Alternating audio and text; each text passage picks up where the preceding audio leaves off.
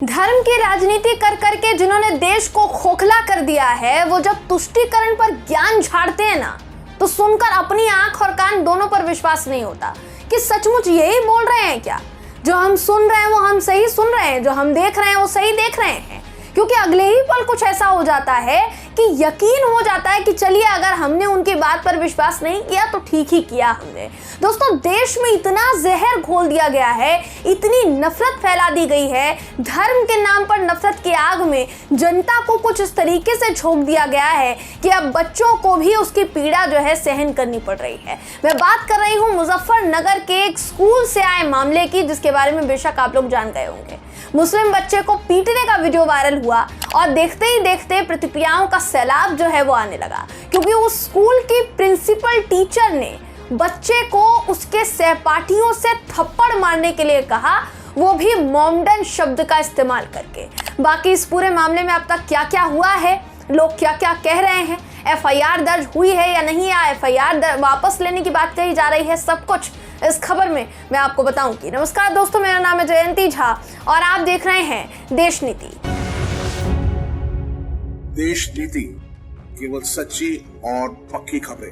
वरिष्ठ पत्रकार रवीश कुमार ने लिखा है कि सांप्रदायिकता से बाहर आना किसी भी व्यक्ति के लिए आसान नहीं होता। ये जो बात इन्होंने कही है, इस बात में कितनी सच्चाई है दोस्तों, वो एक मुजफ्फरनगर मामला जो है सबको समझा गया।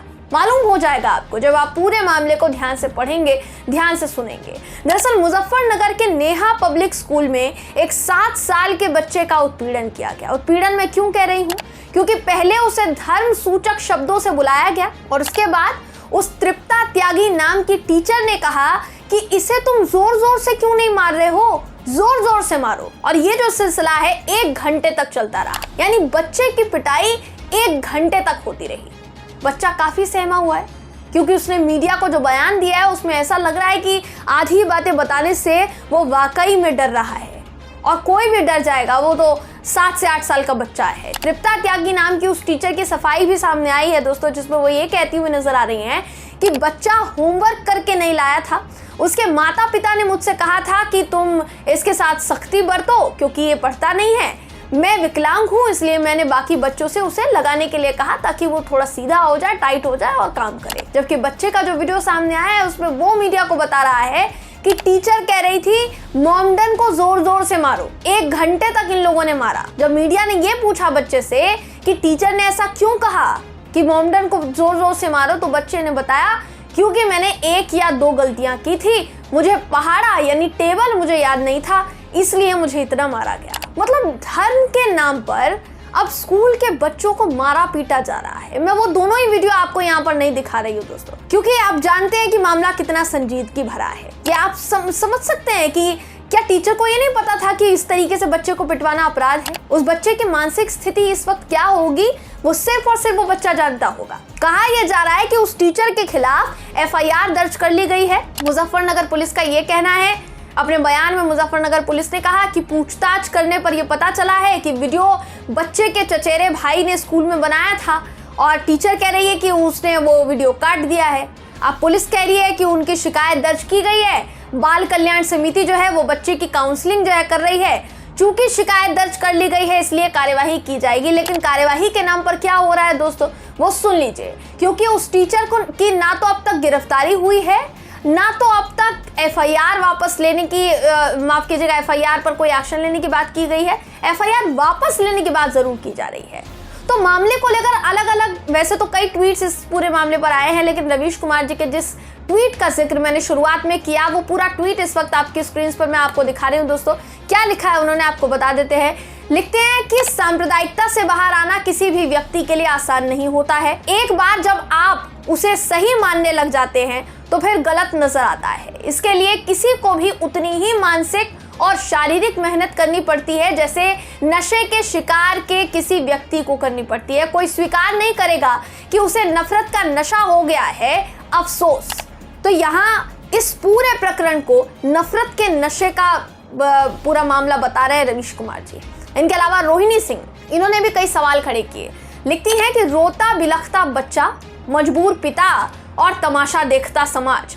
आखिर इतने अंधे लोग कैसे होते जा रहे हैं कि अपने ही सहपाठियों से एक के बाद एक थप्पड़ खाते एक बच्चे के आंसू भी उन्हें दिखने बंद हो गए हैं। चुनावी फायदे के लिए फैलाई जाने वाली नफरत का असर अगर समाज के हर वर्ग तक पहुंच रहा है तो उसकी जिम्मेदारी किसकी है? इस घटना का बचाव करने वाले, इस पर स्पष्टीकरण देने वाले और सिर्फ उस शिक्षिका को अकेले जिम्मेदार मानने वाले, ये तीनों ही लोग खुद से झूठ बोल रहे हैं।